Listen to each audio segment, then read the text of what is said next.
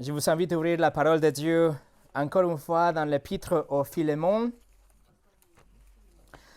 la lettre de l'apôtre Paul à Philémon. Nous avons commencé il y a quelques semaines un parcours à travers le pardon selon la Bible. Nous avons commencé avec une leçon que le Seigneur Jésus donne et qui nous dit que nous devons pardonner aux autres, particulièrement à nos frères et nos sœurs, juste comme Dieu nous a pardonné d'une façon immédiate et d'une façon généreuse. Ensuite, si vous vous souvenez, nous avons abordé le caractère de Dieu, nous avons vu comment il nous pardonne, et c'est le pardon qu'il nous donne. Il ne nous impute pas nos transgressions à nous. Il ne nous impute pas nos fautes en nous, mais il les écarte loin de lui, il les enterre même, il les jette à jamais pour ne pas parler, pour ne pas le voir encore une fois dans le futur. Nous avons ensuite regardé les pardons selon l'Ancien Testament et nous avons aussi parcouru un peu le Nouveau Testament alors que nous nous dirigeons vers l'épître de Philémon qui s'est consacré à la vertu du pardon. Et la dernière fois, avant le dimanche de la Réforme, le dimanche passé, nous avons survolé déjà cette courte épître et nous avons vu trois acteurs, les deux problèmes et la seule solution que nous présente le texte. Juste pour rappel, les trois acteurs dans cette épître, nous avons Philémon, première chose. Philémon, c'était un frère très influentiel, quelqu'un de fidèle dans l'église de Colosse, quelqu'un qui était même proche de l'apôtre Paul. Deuxièmement, nous avons Onésime, un esclave qui s'était enfui de chez Philémon et qui a aussi volé de Philémon et qui s'est caché à Rome jusqu'à qu'il a entendu l'évangile de l'apôtre Paul qui était là et il s'est converti au christianisme. Il s'est tourné vers le Seigneur Jésus. Et troisièmement, nous avons l'apôtre Paul qui se trouve en prison en Rome en ce moment et qui encourage à Philémon à faire ce qui est bien. Il dit à Onésime qu'il doit rentrer chez lui, mais après il écrit cette lettre pour plaider avec Philémon pour qu'il pardonne Onésime et qu'il le reçoive. Ce sont les trois acteurs. Après, nous avons vu les deux problèmes. Le problème externe, c'est le statut juridique et même pénal d'Onésime. Onésime avait un grand risque. S'il revenait chez Philémon, il risquait sa vie parce que s'il se faisait attraper, alors il avait une punition extrême dans les mains de ceux qui l'attrapaient, mais aussi il donnait à Philémon l'autorité de faire avec lui ce qu'il voulait, même le tuer. Mais le deuxième problème est encore plus grave que ça. C'est le cœur de Philémon. L'attitude qu'il aura quand il va rencontrer Onésime, maintenant son frère. Est-ce que le cœur de Philémon sera-t-il prêt à pardonner et restaurer Philémon? Ça, c'est le grand problème. Et la seule solution qu'on a vue est l'Évangile. On doit vivre l'Évangile. On doit offrir un pardon total et complet, non mérité. Un pardon généreux comme nous l'avons reçu de la part de Dieu en Christ. Et aujourd'hui, alors, nous allons continuer cette étude et nous allons regarder de près cet épître. Et aujourd'hui, nous allons découvrir les caractéristiques d'une personne qui pardonne. Les caractéristiques qui vont nous aider à pardonner d'une façon généreuse et aussi à restaurer les relations brisées avec nos offenseurs. Voilà ce qu'on va voir aujourd'hui, mais avant de commencer, on va prier. Seigneur, nous voici encore une fois en tant que des pécheurs pardonnés, des gens que nous sommes faibles dans notre propre chair et dans nos propres forces, et nous avons besoin de ton assistance même pour recevoir ta parole. Alors Seigneur, s'il te plaît aujourd'hui, remplis-nous avec ton esprit et dirige-nous à comprendre ce que tu as à nous dire et que nos relations brisées soient restaurées, que notre cœur soit prêt à pardonner, qu'on reçoive de ta parole ce que tu as voulu inspirer, que tu as inspiré à Paul, que tu as voulu donner à Onésime, à Philémon et aussi à ton Église. Seigneur, remettons ce temps entre tes mains, que ce soit une bénédiction, un encouragement, mais aussi que tu reprends ton peuple si il le faut. Au nom de Jésus, Amen. Et le message d'aujourd'hui s'appelle « Le caractère pour le pardon ». Le caractère pour le pardon. La dernière fois, nous avons lu déjà l'intégralité de cet épître. Nous avons déjà révisé les versets 1 au 3, que c'est vraiment la salutation de Paul à Philémon. Et aujourd'hui, nous allons voir de verset 4 au verset 7. Regardez Philémon chapitre 1, bien sûr le seul chapitre, et nous allons lire de verset 4 au verset 7. Paul écrit « Je rends continuellement grâce à mon Dieu, faisant mention de toi dans mes prières, parce que je suis informé de la foi que tu as au Seigneur Jésus et de ton amour pour tous les saints. Je lui demande que ta participation à la foi soit efficace pour la cause de Christ, en faisant reconnaître à nous toute espèce de bien. J'ai en effet éprouvé beaucoup de joie et de consolation au sujet de ton amour, car par toi, frère, le cœur des saints a été tranquillisé. » Je voudrais que nous dévoilions 4 traits d'une personne qui pardonne. Quelqu'un qui pardonne est quelqu'un qui a une foi dans le Seigneur. Numéro 2, il a un amour pour les saints. Numéro 3, il a un amour pour la fraternité. Et numéro 4, il a un désir pour bénir les autres. Alors, on va reprendre chacun à la fois. La première chose, la personne qui pardonne doit avoir une foi dans le Seigneur. Regardez les versets 4 et 5. « Je rends continuellement grâce à mon Dieu, faisant mention de toi dans mes prières, parce que je suis informé de la foi que tu as au Seigneur Jésus et de ton amour pour tous les saints. » L'apôtre Paul commence cet épître, le corps de cet épître, en partageant qu'il mentionne Philémon par nom dans ses prières. Il remercie Dieu pour 2 choses spécifiquement, l'amour de Philémon et la foi de Philémon. Alors c'est important de remarquer quelque chose, parce que peut-être dans votre traduction ou dans votre langue, le verset 5 ne vous dit pas l'amour à qui et la foi pour qui, ou à l'envers. Cela s'appelle une construction chiastique dans le grec qui nous dit qu'il y a 2 paires de noms où le premier nom de première paire parle de 12e nom du 2e phrase et le 12e nom parle de la première phrase parle de premier nom de la 12e phrase. Donc, Paul dit que Philémon a une foi en Jésus et il y a de l'amour pour le saint, pour le frère. Peut-être votre Bible ne le fait pas clair, mais il faut savoir. La Bible de Genève, par exemple, il réorganise le verset pour nous dire clairement qu'il parle comme ça, qu'il fait référence aux foi dans le Seigneur Jésus et l'amour envers les saints. Donc Paul, il remercie Dieu pour ces 2 choses. Il parle de la foi envers le Seigneur Jésus. Philémon a une foi qui est évidente. Sa confiance dans le Seigneur Jésus est quelque chose de palpable, quelque chose qu'on peut voir. Non seulement sa famille serve l'Église, si vous vous souvenez, il ouvre sa maison pour que l'Église puisse se réunir chez lui. Il donne des choses, il est généreux avec l'Église, avec sa famille. Mais aussi la vie de Philémon parle de la foi qu'il a en Jésus. Ici, nous parlons de la foi qui sauve, de la foi que représente ou qui nous dit qu'il est un chrétien né de nouveau. Il a placé sa foi, autrement dit, en Jésus pour sa vie et son éternité. C'est pour ça que Paul a entendu parler de ces choses. Il a rencontré, il était avec Philémon, si vous vous souvenez. Il sait que la foi de Philémon est vraie. Mais aussi, nous avons le témoignage d'Épaphras. Dans le verset 23, vous le trouvez.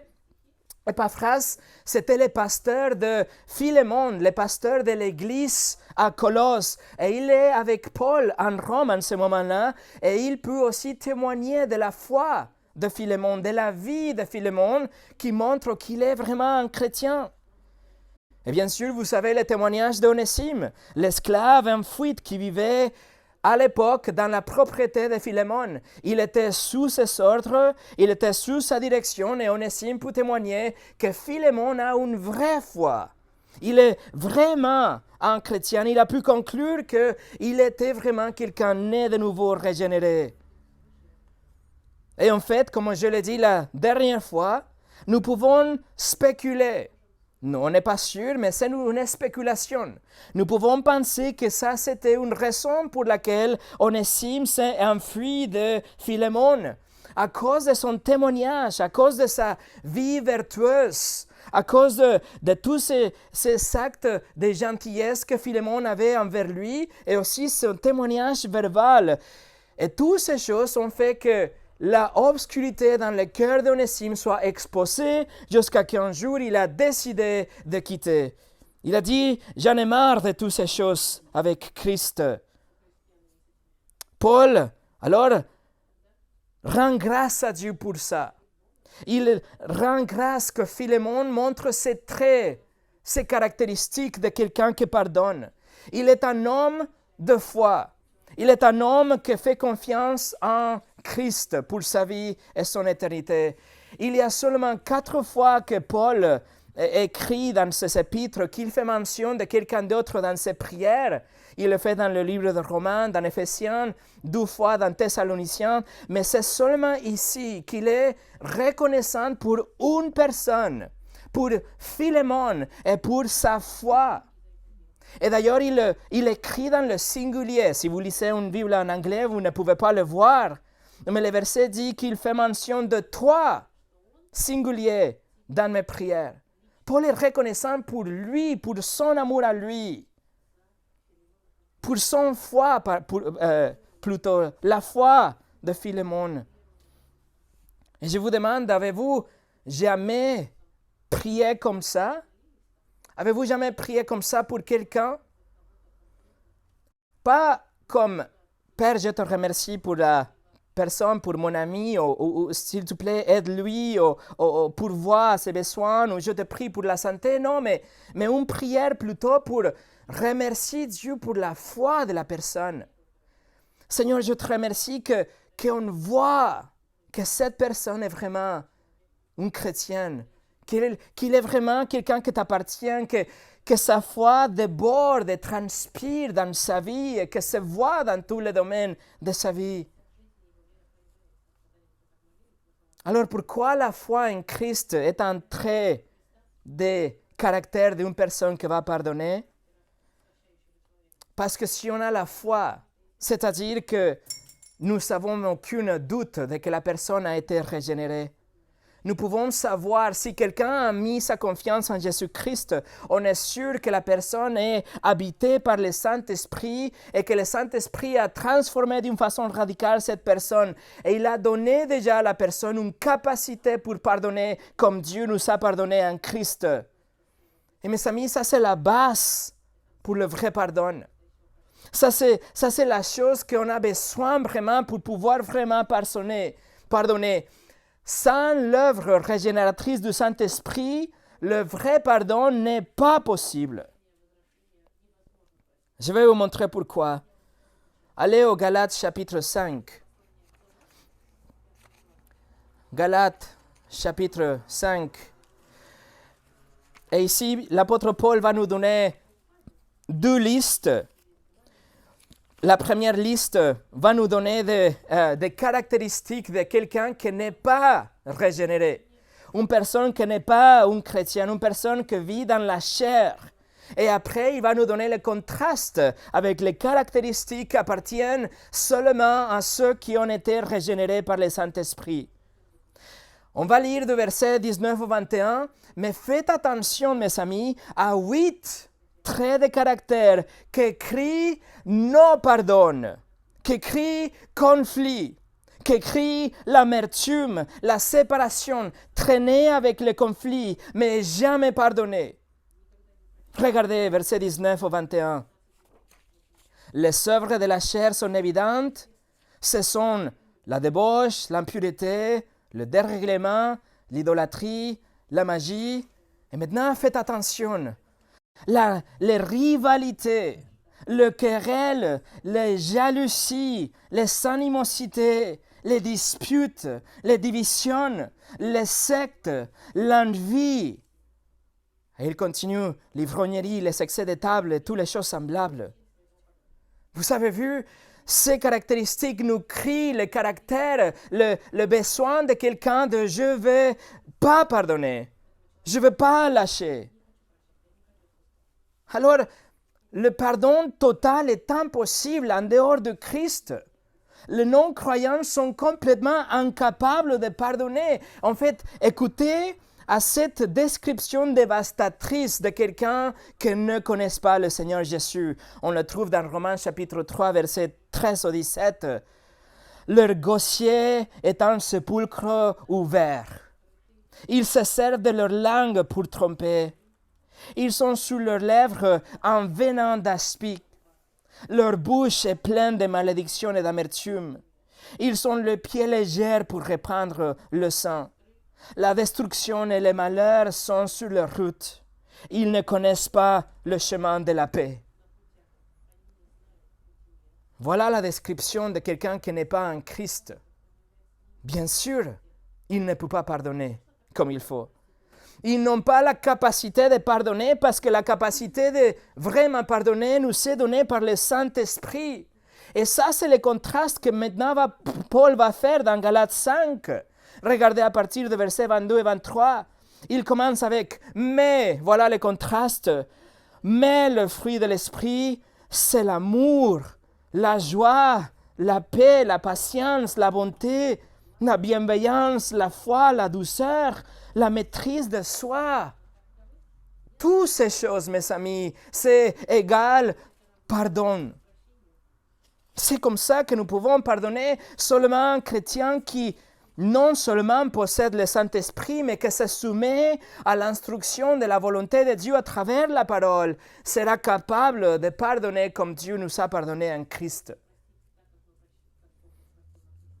Alors Paul est en train de reconnaître que la vie de Philémon témoigne de ce caractère de quelqu'un qui est né de nouveau.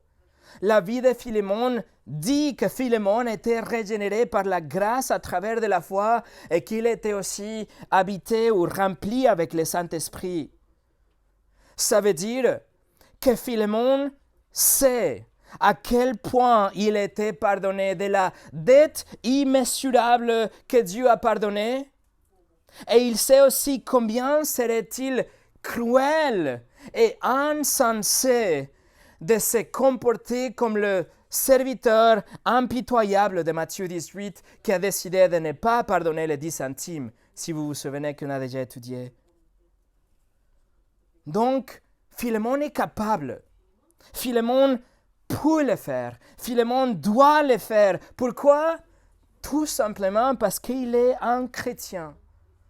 Il a été sauvé par la grâce à travers de la foi en Jésus-Christ. Alors la toute première caractéristique de quelqu'un qui pardonne est la foi, la vraie foi en Jésus-Christ pour le salut et la vie éternelle. Numéro 2, l'amour pour les saints. Revenons au Philémon et regardez le verset 4 et 5 encore une fois.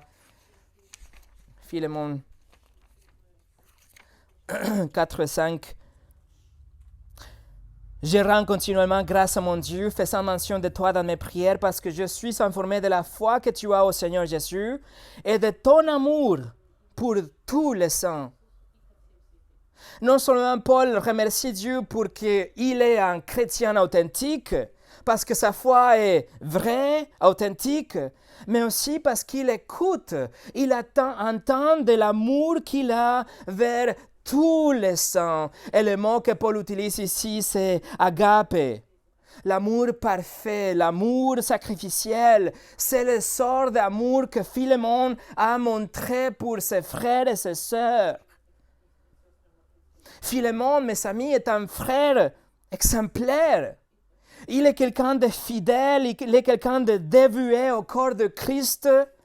Non seulement il ouvre sa maison semaine après semaine, mais aussi il sûrement ouvre son porte-monnaie pour être une bénédiction pour ses frères et ses sœurs. Il aime les frères et les sœurs dans toute la mesure du terme. Il aime les frères et les sœurs. Pourquoi? Tout simplement parce qu'il est un chrétien.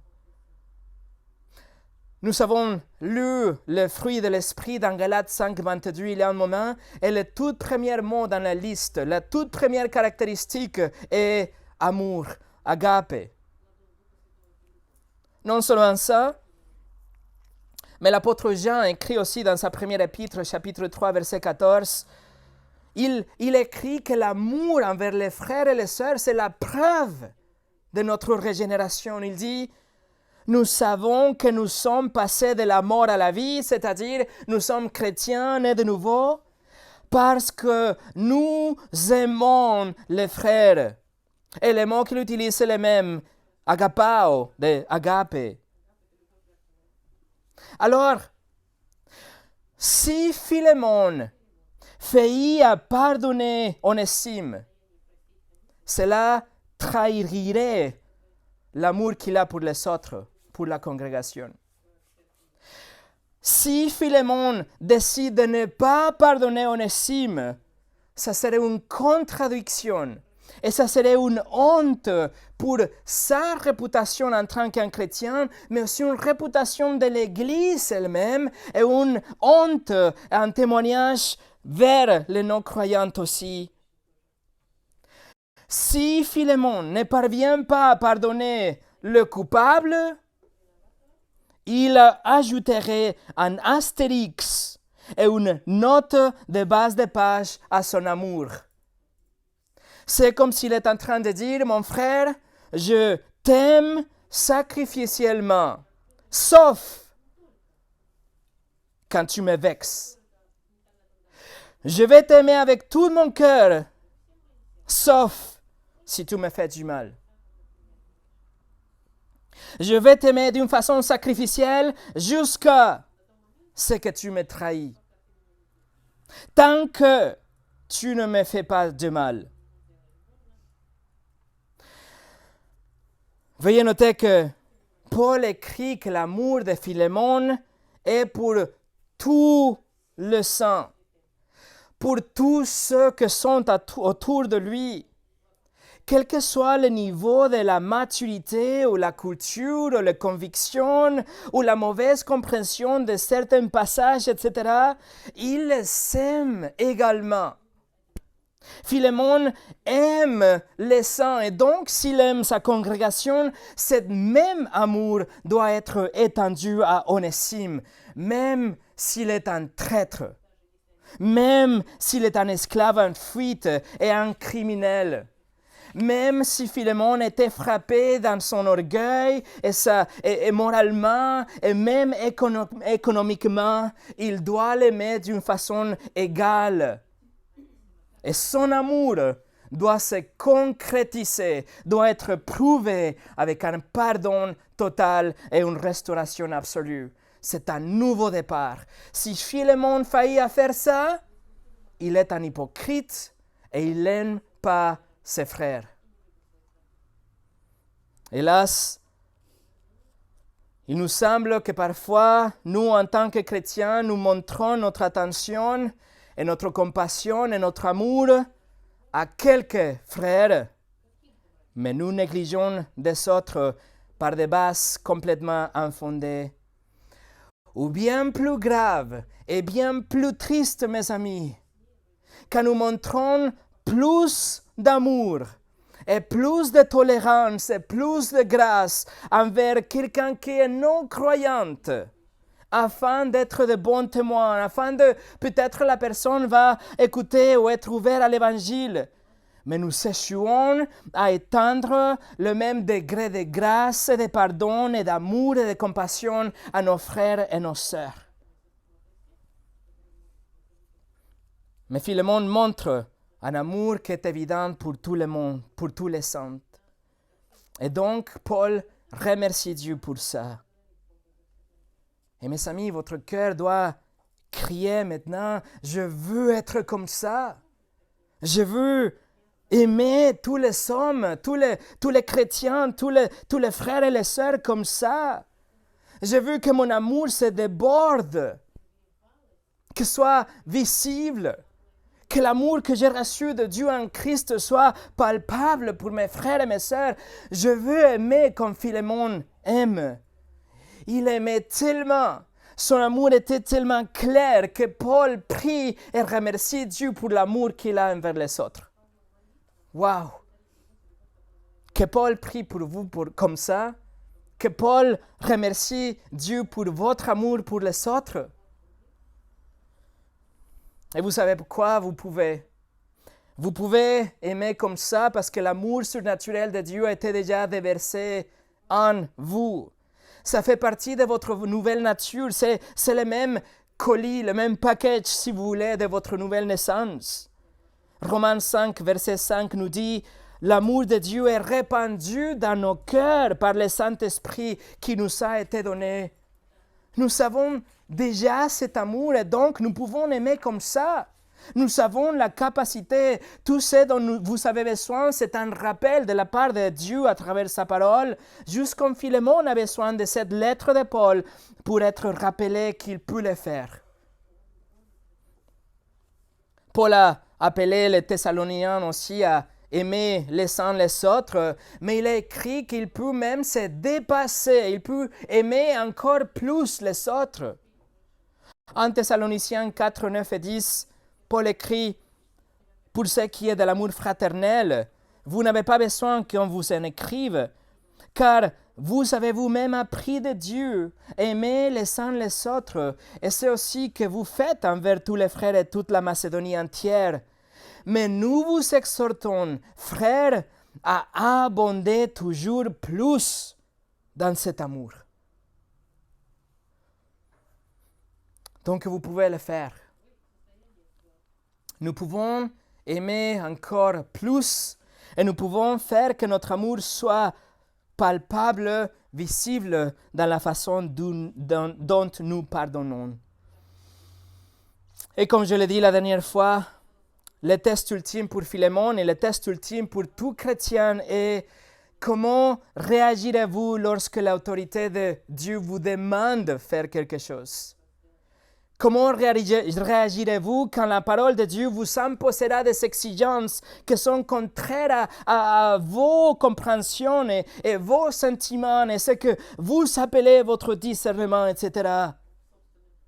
Philémon se soumettra-t-il aux paroles de Paul, oui ou non?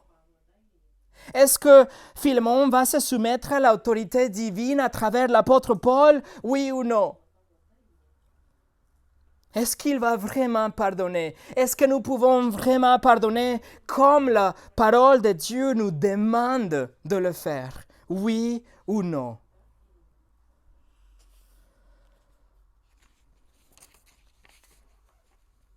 Charles Spurgeon a dit, c'est une chose très choquante. Mais j'ai connu le cas d'un homme, un chrétien j'espère, qui savait que telle ou telle chose était juste, mais qui ne le faisait pas et qui disait qu'il priait à ce sujet. Tout ce que je peux dire à propos d'une telle conduite, c'est qu'il s'agit d'une sorte de rébellion contre Dieu, d'un morceau honteux d'hypocrisie, prétendant honorer Dieu dans son devoir alors que vous savez que vous négligez un autre. Alors la question pour nous est, allez-vous pardonner complètement, oui ou non? Numéro 3, l'amour pour la fraternité. L'amour pour la fraternité. Et regardez le verset 6. Paul écrit, « Je lui demande que ta participation à la foi soit efficace pour la cause de Christ, en faisant reconnaître en nous toute espèce de bien. » Et l'idée, c'est que non seulement Paul est en train de remercier Dieu pour la foi de Philémon et l'amour de Philémon, mais il y a quelque chose qu'il a dans son cœur qu'il voudrait voir chez Philémon. Première chose, la que la communion de la foi, littéralement, le verset doit être traduit comme ça, la communion de ta foi. La Bible annotée de Neuchâtel le rend comme ça, la communion de ta foi. Et Paul dit que la communion de ta foi soit efficace. Alors on va comprendre qu'est-ce qu'il veut dire. Communion vient du grec koinonia, que ça veut dire l'association avec les autres. On parle ici d'une communion, d'une communauté, d'une relation proche avec des autres, d'une fraternité avec des autres qui ont un intérêt commun, dont la foi dans ce cas. Alors il écrit donc que la communion ou la fraternité de ta foi. Paul ici se réfère à l'Église, la communauté de la foi, la congrégation, les saints, ces groupes de personnes qui sont rassemblées avec une foi en commun, la fraternité. Paul écrit de l'Église que tous ceux qui sont associés avec vous, avec nous, en raison de notre foi, que nous soyons, que nous soyons, si vous voulez, changés ou mobilisés pour agir d'une façon, vous allez voir. Qu'est-ce que Paul veut dire dans le verset 6? Paul veut que le lien fort que nous avons, que cette communauté que nous avons formée, cette relation proche que nous avons, devienne efficace dans le verset 6. Littéralement, ça veut dire qu'il devienne pratique, qu'il devienne puissante, qu'il devienne active. Vous allez comprendre quand je vous dis le grec derrière efficace, c'est le grec energes, d'où on tire le mot pour énergie. Alors il veut que la communauté fraternelle, que la fraternité devienne énergétique, que nous soyons dynamisés, que nous soyons mis à l'action. Comment? En faisant reconnaître à nous toute espèce de bien, à la fin du verset 6. Autrement dit, quand l'Église à Colosse a une pleine connaissance de toutes les bonnes choses qui sont à l'intérieur de Philémon, c'est-à-dire son amour, son pardon, son désir de réconciliation, la restauration, alors la communauté des croyantes, toute la fraternité, tout le partenaire dans la foi, ils seront dynamisés. Ils seront mobilisés à l'action. Il y aura une nouvelle énergie, si vous voulez. Ils vont voir l'exemple, la foi en pratique. C'est pour ça que la Bible de Genève le traduit comme en faisant reconnaître, mais en vérité, c'est plus profond que ça. Ça veut dire une pleine connaissance. C'est au-delà de la théorie. Vous voyez, nous pouvons reconnaître les choses, mais nous pouvons connaître et savoir ce que la Bible nous dit par rapport au pardon, mais il y a une différence de connaître et d'expérimenter, de vraiment savoir, d'être mobilisé, avoir une expérience riche. Et cette expérience riche vient juste quand nous mettons en pratique ce que nous connaissons. L'Église en Colosse connaît la notion du pardon, ils ont entendu les enseignements de Jésus, même si le Nouveau Testament n'est pas encore entièrement écrit, ils connaissent déjà les enseignements de Jésus par rapport au pardon. Et toutes ces connaissances sont bien, c'est excellent d'avoir une connaissance intellectuelle. Mais Paul veut que, par l'exemple de Philémon, l'Église entière vive l'expérience du pardon.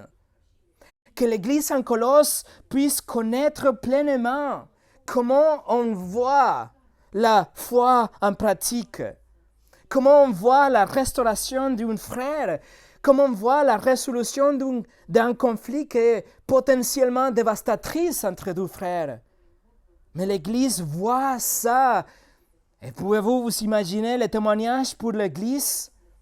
Pouvez-vous vous imaginez comment l'Église sera renouvelée et réveillée et l'énergie qui rentrera dans cette fraternité quand il voit que les deux frères se sont réconciliés. Et alors la question encore une fois est comment Philémon va-t-il réagir lorsqu'il reverra Onésime? Comment va-t-il réagir quand il voit à la distance qu'il y a cet homme qui ressemble à Onésime et il vient vers lui, il s'approche et il reconnaît que c'est Onésime? Est-ce que son cœur va brûler avec la colère? Ou est-ce que son cœur va s'effondrer avec la compassion? Comment va-t-il réagir quand il va recevoir ce parchemin de la main d'Onésime? Et Paul est en train de dire, Philémon, écoute, tout le monde te regarde. Philémon, montre les choses qui sont à l'intérieur de toi, les bonnes choses que tu as déjà reçues. Quelles choses? Mais la grâce de Dieu, la grâce étonnante de Dieu, la miséricorde que tu as reçue de Jésus, la justification complète pour tes péchés. Le Saint-Esprit qui habite en toi, l'amour, la joie, la patience, la bonté, la bienveillance, etc. Toutes ces bonnes choses, Philémon, tout le monde regarde. Laisse qu'il voie toutes les bonnes choses et qu'il soit béni pour ça, qu'il soit dynamisé, mis à l'action avec tout ça. Montre-leur comment un chrétien agit dans cette situation. Tu es l'exemple, Philémon. Et quand tu vas prendre le parchemin de la main d'Onésime, et quand tu vois que c'est une lettre de l'apôtre Paul, et quand tu vois qu'il te demande de pardonner ton nouveau frère, vas-tu le faire avec les bras bien ouverts ou avec des réserves? Vas-tu mettre une limite comme Pierre l'a suggéré l'autre jour? Il y a une limite dans le pardon que tu dois offrir. Ou tu vas tout de suite tuer les veaux gras et tu vas commencer la musique et la fête et tu vas mettre une bague dans le doigt d'Onésime comme la parabole de fils prodige. L'Église t'observe, Philémon, et les non-croyants te regardent aussi. Philémon, ça c'est de l'évangélisation aussi. Ils sont en train de regarder si tu vas mettre la doctrine en pratique. Si tu vas mettre la foi en action, montre à tout le monde tout ce que a à l'intérieur de toi. Et donc, verset 6, je demande à Dieu que la fraternité de ta foi soit activée, soit efficace, soit mise avec une nouvelle énergie pour la cause de Christ, en faisant pleine connaissance en nous de toute espèce de bien. Mais remarquez, s'il vous plaît, au milieu de verset 6, Paul écrit « pour la cause de Christ ». Ça veut dire que le pardon de Philémon à Onésime, ce n'est pas pour le bien de Philémon, ce n'est pas pour le bien d'Onésime, et ce n'est pas même pour le bien de l'Église en entière, mais le pardon a un objectif glorieux. Il écrit, c'est pour la cause de Christ. Mes amis, si rien d'autre va vous motiver à pardonner, voici la phrase choc. Voici la punchline. Faites-le pour Christ. Pardonnez pour la cause de Christ. Et littéralement, le grec nous dit pour Christ. Ne le faites pas pour vous-même. Faites-le pour lui. Il vous demande, il vous commande, il a modélé. Faites-le pour lui, c'est 100% pour sa gloire. Faites-le pour Christ. Souvenez-vous ce qu'il a fait pour vous. Il vous a sorti, il vous a pardonné quand vous étiez dans le puits de l'immoralité. Vous vous enfonciez de plus en plus dans la fosse vers l'enfer. Et la justice de Dieu exigeait que vous soyez punis pour chaque péché, pour chaque mensonge, et tout regard pervers, et pour toute pensée sale, et toute parole blasphématoire, etc. Mais Jésus-Christ a tendu la main, et il vous a fait sortir entièrement. Et non seulement il vous a fait sortir de cette fosse, mais il a pris vos vêtements sales. Et il vous l'a échangé pour des vêtements propres. Votre robe souillée par des actions honteuses, des pensées répugnantes, échangée pour une robe immaculée et parfaite et blanche. Et en portant votre péché, il était cloué sur la croix. Et il a pris sur lui le châtiment que vous méritiez jusqu'à la mort. Et Jésus-Christ a renoncé complètement à sa vie. Et 3 jours plus tard, il est ressuscité. Il a prouvé qu'il avait déjà satisfait la justice de Dieu. Et en réponse, vous vous êtes tourné de vos péchés et vous avez placé votre confiance en lui. Et le Seigneur Jésus-Christ vous accorde le pardon pour vos péchés. Il vous donne la vie éternelle avec sa vie, avec sa mort et avec sa résurrection. Voilà ce que Jésus a fait pour vous. Question. Pouvez-vous pardonner votre Onésime pour lui?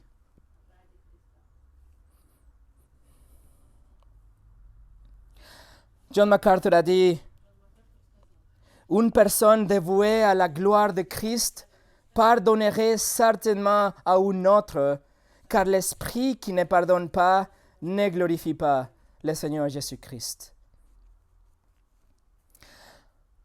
Alors Philémon a la foi en Christ, il a l'amour pour les saints, il a l'amour pour la fraternité. Et numéro 4, il a aussi un désir pour bénir, pour être une bénédiction. Regardez le verset 7.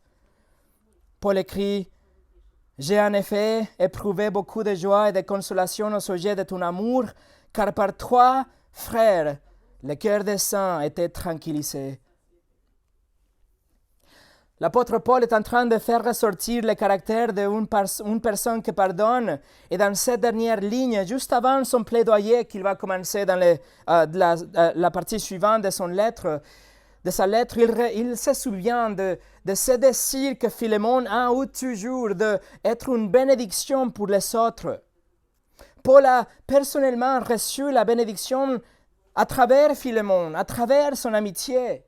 Il a éprouvé de la joie, du réconfort en conséquence de l'amour de Philémon pour lui. Comme on a déjà étudié, Philémon n'était pas seulement sauvé par la prédication de Paul, mais ils ont été aussi dans le ministère ensemble, selon le verset 1. Ils avaient une relation vraiment rapprochée. Et Philémon avait été une bénédiction pour Paul en l'aimant comme un frère. Le résultat, la joie de l'apôtre Paul et le réconfort de l'apôtre Paul. Non seulement il était une bénédiction pour Paul, mais la deuxième partie du verset 7 nous dit que toute l'Église avait été touchée par son amour. Paul écrit que les cœurs des saints ont été rafraîchis. Et qu'il écrit le cœur, il est en train de parler des organes internes, les entrailles des gens, parce que c'était là le siège des émotions. Donc, les saints ont été bénis par Philémon, non seulement physiquement avec sa maison et son implication dans l'Église et son ministère et avec sa famille et le partage de biens matériels, mais antérieurement aussi, l'Église avait été bénie par Philémon, par son amitié, par son amour. Le terme que Paul utilise ici pour rafraîchir, c'est un terme militaire. C'est le terme qu'on utilise pour que l'armée est en train de marcher. Du coup, il dit « stop ». Et c'est là, c'est le mot. Il s'arrête, il se rafraîchit, il se repose pour un moment. Et ça, c'est une super image de ce que Philémon fait pour les autres. Il a de l'attention, il a la gentillesse, il rafraîchit leurs émotions. Leur cœur est rempli avec l'allégresse quand ils sont autour de Philémon. Il est quelqu'un qui porte le fardeau avec ses frères, il donne son temps.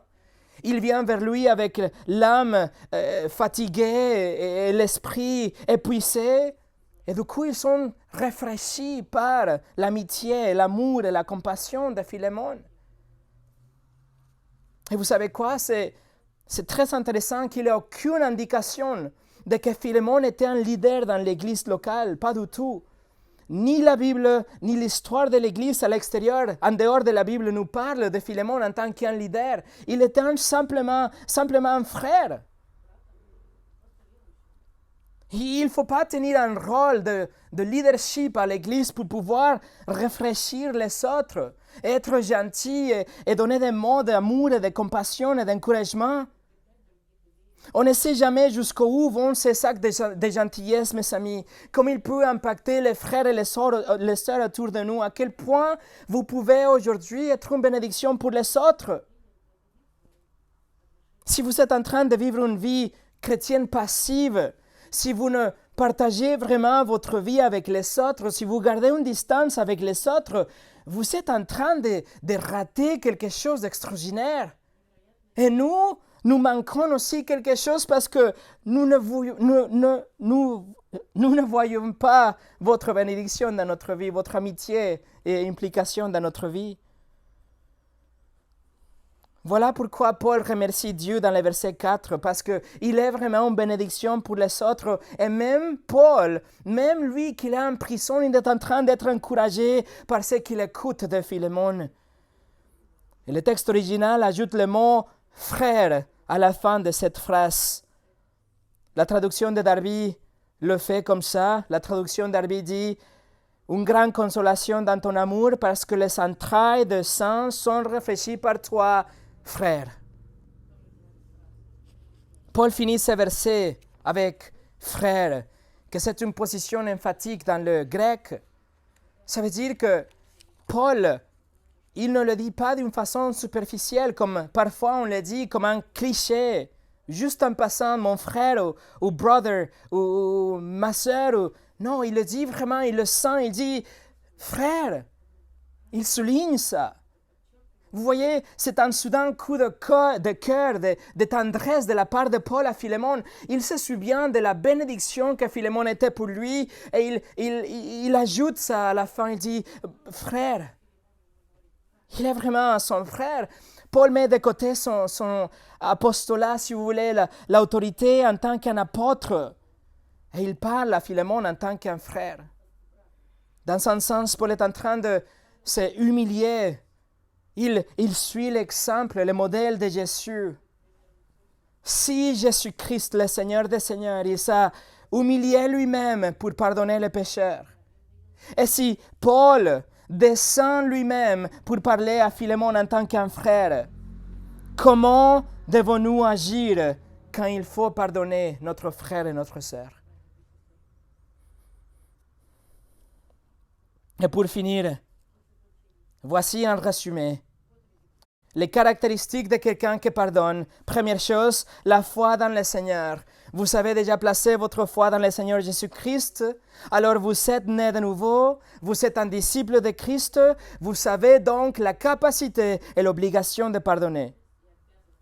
Numéro 2, l'amour pour les saints. Puisque vous êtes un chrétien, vous aimez les frères et les sœurs avec un amour sacrificiel, désintéressé, un amour profond. Et comme vous les aimez, vous êtes prêts à pardonner complètement. Numéro 3, vous avez un amour pour la fraternité. Non seulement vous aimez les saints individuellement, mais vous aimez la communauté. Vous aimez l'Église, vous aimez votre fraternité. Et puisque vous l'aimez, vous allez montrer votre amour dans la pratique, dans le pardon. Et avec ça, vous allez dynamiser et énergiser l'Église avec votre exemple. Et numéro 4, vous avez un désir de bénir les autres. Vous êtes une bénédiction avec votre vie. Vous avez donné des repos. Vous avez réfléchi des frères et des sœurs avec votre vie. Alors continuez comme ça. Continuez comme ça. Soyez une bénédiction pour les autres, surtout dans la façon dont vous pardonnez. Voilà, mes amis. Philémon possédait toutes ces caractéristiques, non parce qu'il était un super chrétien. Il était aussi simplement un vrai chrétien. Si vous vous êtes repenti et vous avez placé votre confiance dans le Seigneur Jésus-Christ, la Bible déclare que vous êtes une nouvelle créature, une nouvelle création. Vous avez le Saint-Esprit de Dieu à l'intérieur de vous et donc, comme Philémon, vous possédez déjà les traits de quelqu'un qui peut pardonner parfaitement. Philémon était confronté à ces caractéristiques avec la lettre de Paul et Paul va plaider avec lui qu'il pardonne Onésime, comme on le verra la semaine prochaine. Mais vous voyez le poids Et la responsabilité n'est pas sur le malfaiteur, mais sur le offensé, dans ce cas, Philémon. C'est à lui de pardonner. C'est lui qui a toutes les caractéristiques. Il a le pouvoir, il a l'esprit, il a l'exemple, il a le témoignage, il a le commandement de Dieu, il a la responsabilité de le faire. Et maintenant, il a devant lui la lettre de l'apôtre Paul. Il doit pardonner complètement. Il est appelé à une restauration totale. Il est obligé à avoir une réconciliation absolue. Et la question est, le fera-t-il? Ou plutôt, allez-vous le faire? Allez-vous pardonner votre Onésime? Ça, c'est la question.